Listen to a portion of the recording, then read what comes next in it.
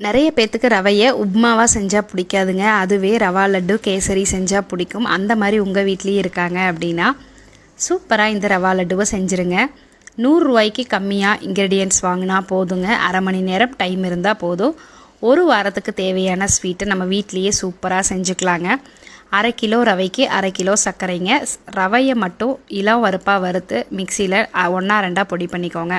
சர்க்கரையை நல்லா பவுடராக அரைச்சி அது ரெண்டையும் மிக்ஸ் பண்ணிவிட்டு அது கூட கொஞ்சம் ஏலக்காய் தூள், கூடவே கொஞ்சம் முந்திரி திராட்சை மட்டும் நெய்யில் வறுத்து சேர்த்துட்டு 1 டம்ளர் தண்ணிக்கு 1 டம்ளர் பால் அப்படிங்கிற அளவில் ஊற்றி பாலும் தண்ணியும் கலந்து லேசாக சூடு பண்ணி அந்த மிக்சரில் ஊற்றி உருண்டை உருண்டையாக பிடிச்சி எடுத்தால் அருமையான ரவா லட்டு ரெடிங்க.